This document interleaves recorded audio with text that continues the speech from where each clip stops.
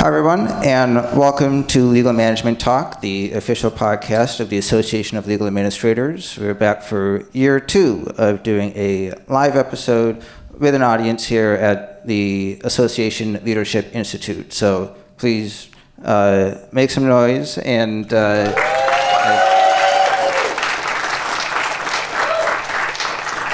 So for those who might be tuning in for the first time, I'll just explain a little bit about what ALI is. It's a chance for ALA staff and senior volunteers to get together and make plans for the year ahead and really kind of talk about leadership and everything that's important in that regard. So without further ado, I would like to go down the line and let our guests introduce themselves. So please, Travis, why don't you go ahead? All right. Thank you, Justin. Travis Armstrong. I'm the current ALA president from Bowling Green, Kentucky. I work for a firm of 34 attorneys.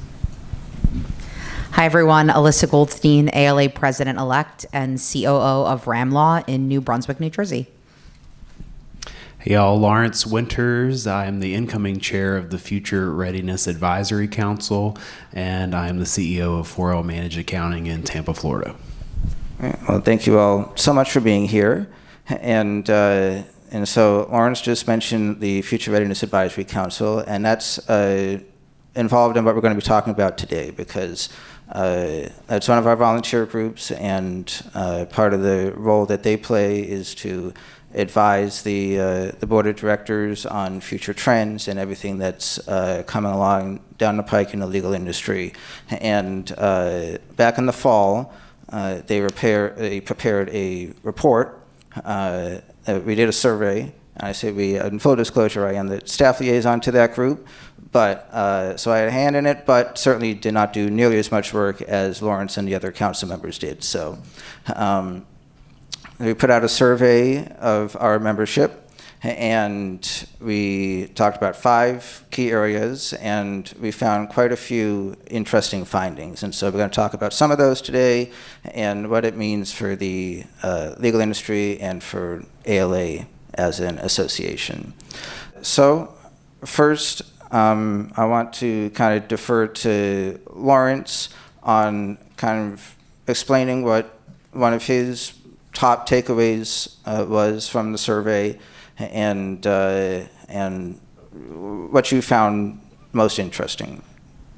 Yeah, thanks, Justin. I think this was a new council, right? A new year, and it had a lot of interesting things that we got to do because in the past, you're on a lot of these committees and whatnot, and you're used to creating things for the membership and doing things that the chapters can use and whatnot. And in this role, it was exactly sort of the opposite in the sense that what our focus was to give information to the board so that they could use that information to further the association and be aware of legal trends that are happening in the industry. And so when the council set out, we decided that one of the best things we could do is to gather that information is to survey the great membership that ALA has. And we worked on honing in on about 5 key areas, which were mental wellness, DEIA, diversity, equity, inclusion, accessibility, future-proofing, change management, and employee retention. And from that, we worked on coordinating questions around that, and we worked along with other councils and committees to solicit information and questions, specifically the DEIA Council around their topic. And we worked with headquarters staff to put that survey together and then put it out, got all the information and feedback, and from there we put together an executive summary that we delivered to the board in the fall, like Justin said. There were several key things that were very interesting finds, at least in my opinion, and I think we're going to talk about those today. But 3 of the biggest areas being around psychological safety, DEIA, and succession planning, and I'm looking forward to talking about those. Yeah, absolutely. And so let's talk about that psychological safety, mental wellness aspect. I know that's an incredibly important topic in the legal industry today, and I think we found out that some things maybe are going really well that firms are doing, and some things probably need a bit more work. So again, Lawrence, what were your top takeaways? And then I'll turn to Travis and Alyssa, and we'll discuss it. Yeah, so the really big takeaway on the psychological safety item was, we've talked a lot about mental health and mental wellness over the last several years, especially since COVID. And the results actually were pretty alarming in the sense that 84% of people still feel that they cannot talk about their mental health at their firms. So that's a large percentage of people. And then even so, 1 out of every 5 people also said that they don't feel comfortable even speaking out about anything in their firm, which is an alarming percentage as well. So that was one of the big takeaways, I thought, and I'm looking forward to hearing Travis and Alyssa's thoughts on that. Yeah, that's thanks, Lawrence. That wasn't terribly surprising, unfortunately. I wish we had been surprised and the numbers had been, much better. But it's a trend that we continue to see, not just in the legal management profession or in our law firms, but I think it transcends other professions as well. And there's a stigma that is still attached to mental health, and people have this fear of talking about it, and it's a fear that doesn't attach itself to other health matters. Talking about it in the workplace, talking about it with your colleagues and your friends, the people that you spend the greater part of your days with, and this stigma is still looming. And we still talking about it here today. We're talking about it as mental health, and in my mind, we don't get past that stigma until we can just call it healthcare. That's what it really is it's just healthcare. It's like any other health issue that impacts our lives that we're far more comfortable talking about. So that's what I gleaned from the survey. That's what I took away. And I think it starts at the top. I think upper management, owners, partners have to embrace this and understand this survey and the results, and understand how their people are feeling in order for us to make meaningful change in the workplace. Yeah. And so, Alyssa, speaking of that leadership issue, what, in your mind, is important for ALA members and firm administrators to kind of speak to with their managing partners and attorneys on how important it is to be intentional about prioritizing mental wellness amid everything that's going on in the legal industry? It can be challenging, right? You want to respect people's boundaries, but at the same time, I believe in what I try to talk to my firm leaders about is that supported people support organizations better. So if you're allowing that space for people, they will allow the opportunity for you to grow and learn with them. And it has to be modeled from the very top. It doesn't mean that every little crisis or concern or passing worry needs to be shared. But if you demonstrate that you can admit when things might be a struggle for you or you didn't have that completely ironed out, I think that shows that you're open to the feedback and the culture of not everything has to be perfect all the time. And it can be a struggle, especially people like us in our roles. We're used to high function, high success. But if we model that behavior for our staff, I think it really bonds people and creates environments that are far more productive than anything we've dealt with before. Yeah, and I think to put an even finer point on it, one of the survey questions asks, what are barriers to creating mental health initiatives? And one of the top answers was apathy among firm leaders, and there just wasn't enough initiative at the top to try to really get things done and make things better on that front. So that was one of the things that at least I took away of what firms really need to be doing and paying attention to. Yeah, and I think, Justin, that's a good point. As legal administrators, as C-suite employees in law firms, we have the owner's ear, and I think it's going to be up to us and our members to move the needle in that direction, to exert that influence over the owners, to help remove some of that apathy and get them to a point of understanding that then leads to some initiatives and some movement. Right. And of course, I want to point out some of the ways that ALA helps our members deal with these challenges. And two big initiatives, of course, are mental health first aid, which we offer, and slots always fill up fast. So I think there's two sessions remaining this year, and then I'm sure there'll be more next year for everyone to learn about how to respond to mental health crises and prevent them. And there's also the online community mental health meetups, which feedback I've gotten is very positive on how it's helping members kind of talk about these issues in an enclosed space among peers. So I know those are very important things. Yes, very important. In the mental health and first aid course, that course is not designed to have participants walk out as clinicians. You simply learn how to recognize signs, how to spot signs, and then how to connect people to the resources in your community. Right.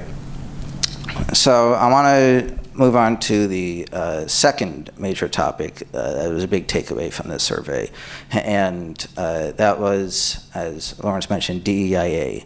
And I know that's something that I think we can acknowledge has unfortunately come under fire a little bit recently, but of course for ALA and in the legal industry as a whole, it remains a major priority in trying to keep that up and expand it.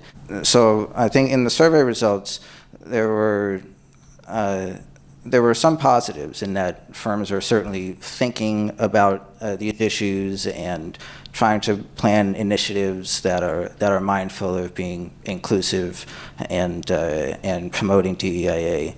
But I know there were a couple negative answers, and Lawrence, do you want to speak to what those were? Yeah, thanks, Justin. It's unfortunate that we're in the situation that we've been in. So it's not surprising to have seen some of the results on this section of the survey due to the political landscape that we've been in the last year or two, and the fire that DEIA has come under in a lot of situations, and we've seen it all across the legal industry with how firms are reacting to this. But the interesting thing that came out of the survey was that 74% of the respondents said that their firms are talking the talk, if you will, like they have a mission statement or things along those lines.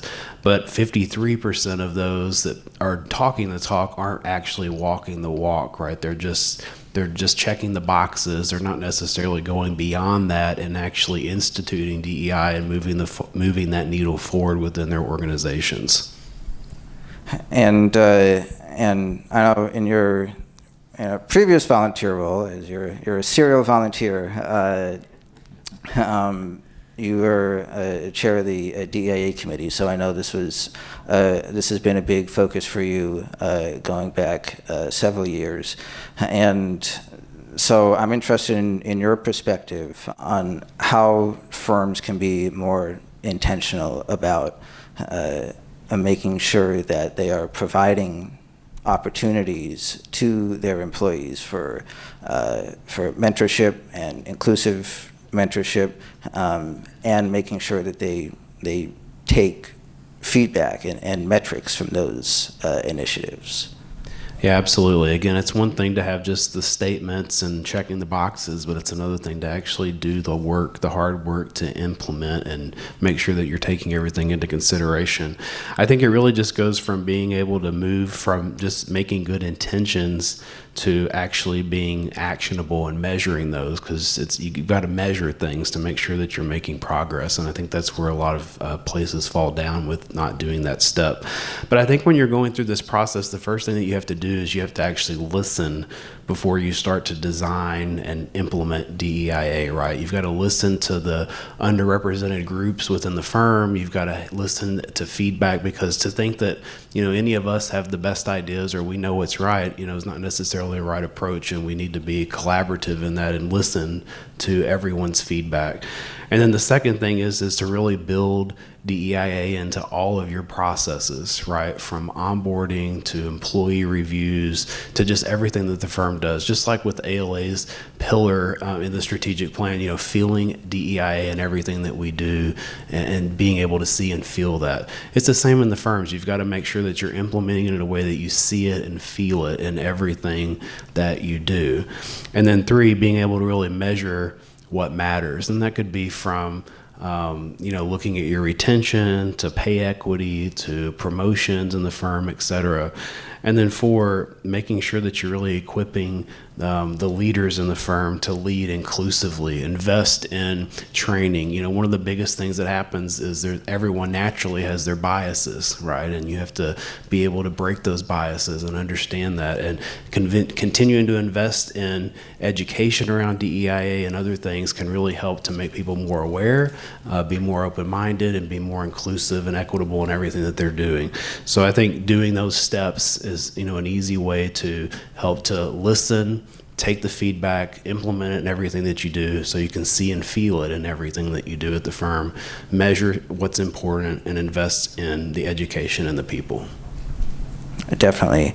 And Alyssa, since Lawrence mentioned the DIA is one of our strategic pillars, could you speak to some of the ways that we're really showing that in what we do? I know I can't remember if we talked about it last year, but the DIA Advisory Council and kind of the work that does, and then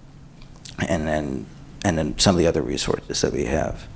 Sure. So our DEIA Advisory Council is a group that is intended to provide DEIA-related information and resources to all of our other volunteer groups. So we form natural connections between our volunteer leaders so that they can work together and figure out the best ways to filter everything through the appropriate DEIA lens. That group is invaluable to the work of our vision about DEIA and everything that we see and do, and they also have an opportunity to, via their plan of work, share information back with us at the board level and make sure that we're aware and keeping the ship kind of rowing in the right direction. They contribute to our DEIA resource hub on our website, which is full of wonderful information that can be implemented in people's law firms or legal organizations. It's constantly being updated and looked at so that we can really start moving towards, I think one of our objectives in the coming year is to move towards the thought leader space when it comes to DEIA, is not just to curate content, but to develop our own and make sure that, we're a leader in this area, because as you mentioned, despite the political climate, it's something that we are committed to and will remain committed to. And that is the next, I think, evolution for us. And I believe, you'll know better than me, but there's a special DEIA issue of legal management coming out later this year. Is that correct? That's right. It's coming in July. So yet another example of how we're trying to keep that issue front and center. So hopefully that will be a good resource for all the legal management readers, and help them kind of think about how to keep moving forward in advancing DEIA. So now I want to turn to our third topic, and this was the one when I first saw the results. This is the one that really struck me, because we've talked quite a bit, I feel, about succession planning for attorneys, and the data shows that there has been some progress on that front, but the limitation comes with succession planning for administrators and key staff members. And I don't want to steal your thunder, Lawrence, but the statistic of 78% of the respondents had no succession plan for their administrators was, I thought, really striking, and probably a real obstacle to future-proofing firms, which is obviously an important priority. What were your thoughts, Lawrence? Yeah, I mean, I absolutely. It was surprising to see. Number one, it was good to see that the attorney succession planning had seemed to improve, because that's something I feel like we've been talking about for a long time. But the real alarming or surprising stat out of that, like you said, was that 78% of the respondents said that there was no succession planning for the professional staff. And even furthermore, on that point, was over 50% of the respondents said that when it comes to the turnover in their firm, it's moderately to high turnover in their firms, and that the majority of that and the hardest ones to replace are the professional staff. And that the professional staff is the most least invested employee group in the firm. It's the least amount of investment that they spend on firm and their employees. It's mostly on the attorney side of the house. So it was really interesting to see that, and it's almost like now we need to shift a little more the focus to making sure that we're doing succession planning for the professional staff, because it is what really moves a lot of the organization forward in firms and make sure that it continues. Travis, why do you think there's why it's such an obstacle for firm leaders to overcome in creating their succession planning? How can they really focus on making sure that gets done, in addition to all their other duties, I know, but since that's such an important part of the firm's sustainability? I think it's incumbent on us as professionals in the law firms and legal departments to push that initiative. I think we have to sort of design our own succession plan in a lot of cases and push that forward and get buy-in from the owners, the leaders, and the managers in law firms and legal departments. We have to get our firms to allocate budget to those things where it's needed for additional training of staff. If you're looking at potentially bringing someone up who's already within the organization. So those are just a few things that I think we can do in our roles. And Alyssa, I know that recruitment and retention, especially the retention side, is of big concern for firms. And so how does intertwine with this succession planning for administrators concept?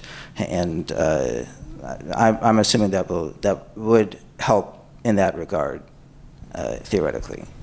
I mean, I think everything we have talked about thus far is one continuous loop, right? Retention is an issue because we as leaders don't always model balance, because we haven't created plans for ourselves to offload some of our responsibilities and train our future leaders.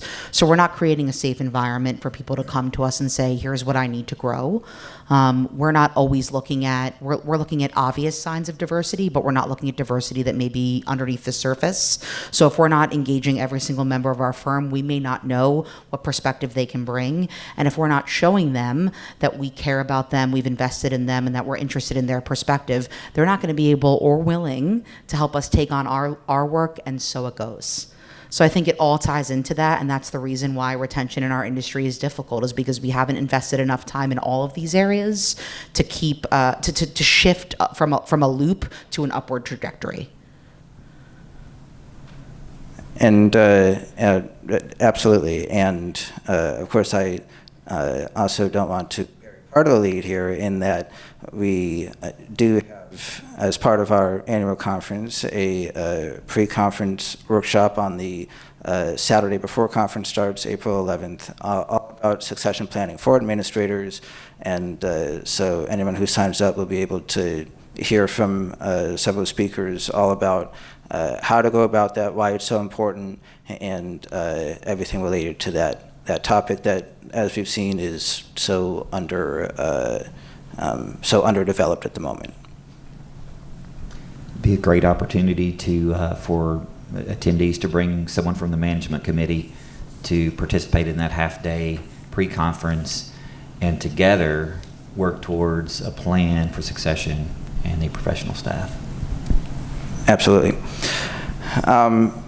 So before we open it up to the audience for questions, I do want to kind of flip the switch a little bit. And so every ALI, there is a theme. And Alyssa, as the president-elect, you established a theme around music and orchestrating excellence. And I know you're a musician, as am I, so it's been a lot of fun for, I'm sure, both of us, and everyone out there with all the songs that have been playing and all the music puns, good and bad, that have been said. But you know, when I think of my time playing in ensembles and how that attributes itself to leadership, and the fact is, even when you're in a large ensemble, there's nothing you can do alone, because every person plays their role, but you're all part of a team. And I mean, I'm a percussionist, and that's especially true in percussion because you're very exposed because you're the one person playing your part.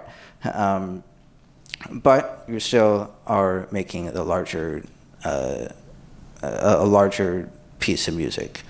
So I was curious what your thoughts are on kind of how music relates to leadership and how you approach it, and how ALA approaches the concept of leadership. Well, orchestrate excellence is sort of a sub-theme, if you will, of my larger theme for my year, which is amplify your impact. I think what we do well at ALA is create leaders from top to bottom, from bottom to top, from east to west, from side to side. I truly believe that everyone has a chance to be impactful and to be a leader.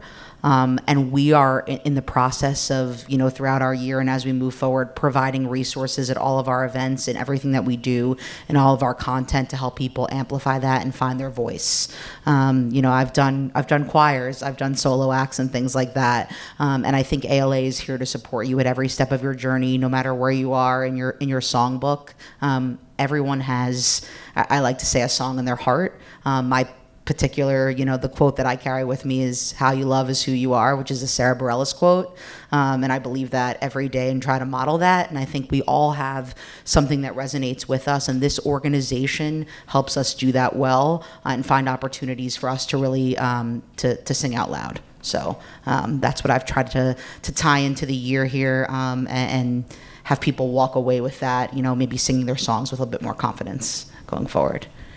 I think that's a perfect way to walk away from our primary conversation, but we are going to go to a couple of questions from the audience, so please, if anybody has any questions, come up front and let us know.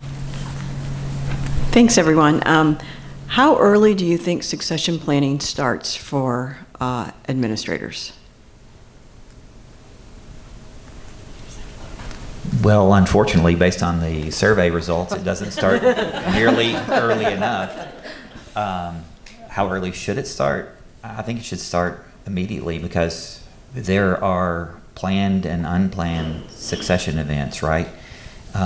We've had members speak about that at other conferences. You know, it's the world we live in, and things happen, and it's unfortunate and often untimed. So I think it's something that we should continuously be working on as part of our work day, as part of our work week, thinking about who could step in with a moment's notice, and how can I help them be successful if someone else has to step into our roles with little notice. So it's planning, it's documenting processes, and job sharing, cross-training.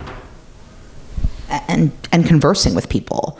I think from the first day you step into a new role, even if you don't have an HR-facing role, you need to get out, you need to walk the floor, you need to sit down with everyone and find out why they're here, what motivates them, what they want to do with their careers. And then, you know, every person I hire, I ask, okay, what's your origin story? Why are you applying here? And where do you want to be going forward? And then you find ways to incorporate those people into your plans. Again, if you try to rip off the Band-Aid and do it all at once, it seems insurmountable. But if you take one little bit here, let's try this out, let's try this, then you're cultivating an environment where people feel ready to step in because you've given them opportunities to lead. And then it's much easier to pull it all together at the end of the day, when you need a document to reference or a script to follow going forward.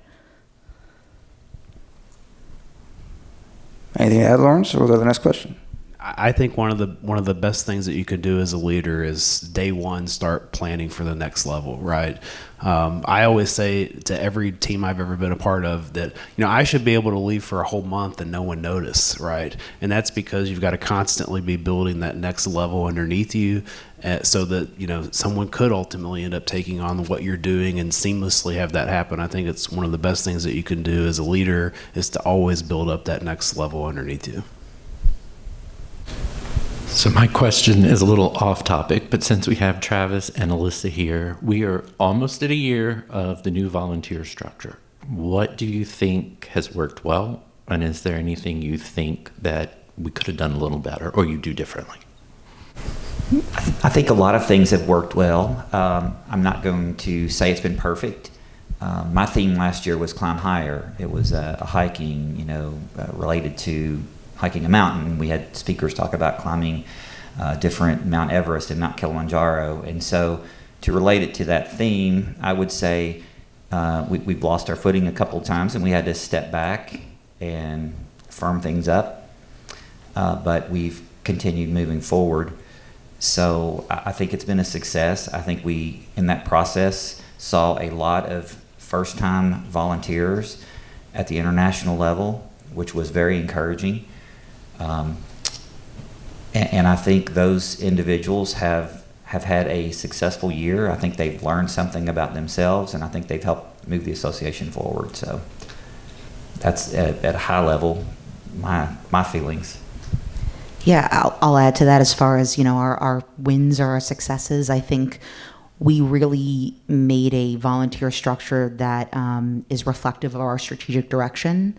There wasn't always that connection or immediate tie-in before, and I think we were really intentional about setting that and shifting everything towards, the higher level vision, mission, and strategic direction. I think also, we did a great job providing different ways for people to lead. In the past, a lot of our volunteer leadership roles were very long-term. And I think we took a look at ways to break those down and offer shorter-term volunteer opportunities so that people did not feel like it was forever or never, that they had a little bit of an opportunity to be flexible, as they navigated their jobs. I think something that we worked on this weekend at ALI was providing more FaceTime, more collaboration, more connection with people. That is an area where I think we didn't push as hard, or we didn't anticipate, that people leave this weekend with the best of intentions and they go back and they get busy. And if we don't create plans to connect going forward, sometimes, the best laid plans don't always transpire. So I think we've made a push to do that this year. There was so much great energy and chatter, and I really can't wait to see, what comes out of it. For sure. I think we have time for one more question. We can't make it through something without bringing up AI. It is such an important topic right now. I feel like it's everything you hear about. What trends are y'all seeing, and what is ALA doing to help members either continue on the journey or maybe get on the journey? This is an interesting topic, right? Because I saw a post the other day that was interesting because it said that even just in the legal industry alone, there's over 800 tools or softwares right now that are AI tools that are focused just on the legal industry, right? So just imagine all the other industries combined, how many actual tools and different things that are going on. It changes every single day. And so I think a lot of firms, just like other organizations, are stepping back and just trying to absorb it all. At first it was trying to figure out what your strategy was, what your vision was, what your policy was. And now I think we're starting to see more and more firms and organizations start to adopt AI tools. And now it's more of a question of, well, we're using this one, but now it's outdated because there's another one that does it even better. What are we even going to do to try to stay on edge of these things? And you've seen, just recently, one of the big firms announced, a massive layoff of over 1,000 employees due to they're saying AI reasons, right? And most of that being their professional staff, not necessarily the attorneys, because of them implementing AI. So I think it's something we're going to continue to see as we move into the future. But I personally don't believe it's going to replace the human interaction and the human decision making that is necessary in order for all of us to be able to do what we do. But I do think that it can augment and help us, obviously, dramatically with some of the processes that we do in improving efficiencies across the board. Yeah, and as far as what's ALA doing to respond in that area, earlier this month we had a virtual conference. We had 3 speakers speaking not directly on AI, but on other topics of importance. And at the end of each session, we had an AI expert come in, having listened to and participated in that discussion, and show some really practical ways that AI could be implemented to help solve for some of the issues that they were discussing in their session. So I think that was a neat approach and a thoughtful way to break it down a little bit more. If you just try to think about AI, it's a behemoth, and it's hard to get your arms and your mind around it. But our expert there in that conference provided some really meaningful, small ways that we can implement AI in our daily lives, not just our work lives, that will make things easier for us. Is there anything that you're thinking about it? I mean, to summarize what Lawrence and Travis have said, we are training our people to use AI to be more efficient, more effective. We are not looking to replace our people. So if a firm or a legal organization is looking for the top talent, they're going to come to ALA and they're going to find someone who's not only the top human talent, but the top human talent that knows how to apply the top technological talent. And that's what we're doing here. That's the goal. I just wanted to add real quick back to the prior question about the volunteer change. As someone that was volunteering on multiple committees in the prior structure and now even in the new structure, I just want to say that I personally, in my experience, and I'm sure I echo what a lot of people feel, thought that it was a very smooth transition. The communication rollout, I think, was stellar. It was a lot of work on behalf of everything that y'all did, from having to disband all of the volunteer current structure and then spin up new ones and fill all of those positions. So I just want to say job well done on what I thought was a very smooth rollout, and a lot of work that went into that from the current board and prior boards and past presidents and whatnot. But I just think it was important to say that I think y'all did a great job. And I'm not just saying that because I love Alyssa and Travis, but I really do think that ALA did a great job on that change. We love you too. Thank you, Lawrence. All right, well, let's give a round of applause for Travis, Alyssa, and Lawrence. And thank you all very much for being here. Thank you, everyone who is watching and listening. Please subscribe to our YouTube channel. You can catch the podcast wherever you get your podcasts. And as always, you can learn more about ALA at alanet.org. Until next time.